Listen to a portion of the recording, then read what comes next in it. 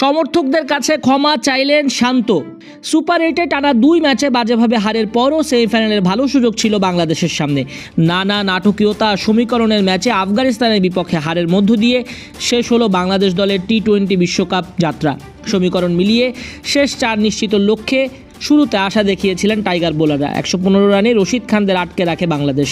সেমিতে যেতে আফগানিস্তানের দেয়া 116 রানের লক্ষ্য 12.1 ওভারের মধ্যে তাড়া করতে হতো নাজমুল হোসেন শান্তদের। সেটা তো দূরের কথা, শেষ পর্যন্ত ম্যাচই জিততে পারেনি টিম টাইগার্স। বৃষ্টি আইনে 8 রানের জয়ে প্রথমবারের মতো শেষ 4 নিশ্চিত করে আফগানিস্তান। বাংলাদেশের হারে বিদায় নিশ্চিত হয়ে গেছে অস্ট্রেলিয়ারও। সমর্থকদের প্রত্যাশা পূরণ করতে না পারায় ক্ষমা চেয়েছেন শান্ত। ক্যারিবিয়ানের মাটিতে বসেই সংবাদ সম্মেলনে ক্ষমা চান শান্ত সকলের কাছে। ম্যাচ শেষে সংবাদ সম্মেলনে টাইগার অধিনায়ক বলেন, বিশ্বকাপের পুরো যাত্রা সম্পর্কে বলবো, আমরা দল হিসেবে বাংলাদেশের সব সমর্থককে হতাশ করেছি। যারা আমাদের খেলা অনুসরণ করেন, সবসময় অনুসরণ করেন, তাদের লেট ডাউন করেছি। আমি দলের পক্ষ থেকে ক্ষমা চাইছি, টিমের পক্ষ থেকে অ্যাপোলোজাইজ।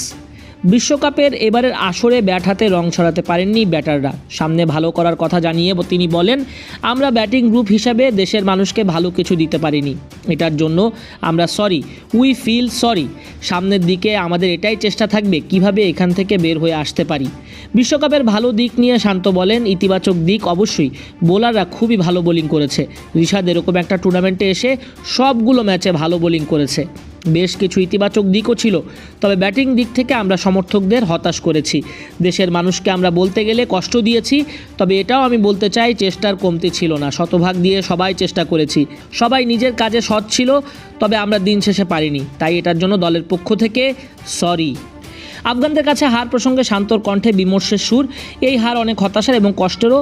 এই ম্যাচ খেলতে আসার আগে সবারই পরিকল্পনা ছিল ম্যাচটা আগে আমরা জিতব, কিন্তু যদি সেরকম পরিস্থিতি হয় ওই সুযোগটা আমরা নেব, অর্থাৎ সেমিফাইনালের সমীকরণ মেলাবো। যেটা আমাদের হাতে ছিল ওটা আমরা নিতে পারিনি। পুরো ব্যাটিং গ্রুপই আমরা বাজে সিদ্ধান্ত নিয়েছি। বাংলাদেশের পরিকল্পনা ছিল প্রথম 6 ওভারে উইকেট রেখে রান বাড়িয়ে নেয়ার। উইকেট থাকলে পরে সমীকরণ পূরণের একটা চেষ্টা চালাতো তারা, তবে সেটি আর সম্ভব হয়নি নাবিনুল হকের তোপ দাগানো বোলিংয়ে। মাঝের ওভারে রশিদ খানের ঘূর্ণিতে ম্যাচই খুঁয়েছে বাংলাদেশ। শুরুতে দ্রুত উইকেট হারানো আর মিডল অর্ডার দায়িত্ব নিতে না পারায় ম্যাচ হেরেছে বললেন শান্ত। পরিকল্পনাও এরকম ছিল, আমরা প্রথম 6 ওভার চেষ্টা করব, যদি আমরা ভালো শুরু করি, দ্রুত উইকেট না পড়ে ওই সুযোগটা নেব। কিন্তু যখন 3টা উইকেট পড়ে গেল তখন আমাদের পরিকল্পনা ভিন্ন হয়ে যায়। কিভাবে আমরা ম্যাচটা জিততে পারি তারপর বলবো। মিডল অর্ডার সেরকম ভালো সিদ্ধান্ত নেয়নি, এ কারণে আমরা হেরে গেছি। তবে শান্তর এই কথাতে বেজায় চটেছেন সমালোচকরা ধুয়ে দিচ্ছেন। বাংলাদেশ দলে সেমিফাইনালে যাওয়ার চেষ্টা করা উচিত ছিল, কারণ এই ম্যাচ জিতে তারা কি করবে? শান্তনার জয় নিয়ে তো লাভ নেই, বরং দেশের জন্য একটা বড় সুযোগ নিতেই তো পারতো শান্তরা। আফগানিস্তানকে হারানো তো কোনো ব্যাপার ছিল না, ম্যাচের যে মোমেন্টাম ছিল, কিন্তু ওই যে ব্যাটসম্যানদের ব্যর্থতায় সব কিছু ভেস্তে গিয়েছে। পুরো বিশ্বকাপে ব্যাটসম্যানরা সুপার ডুপার ফ্লপ।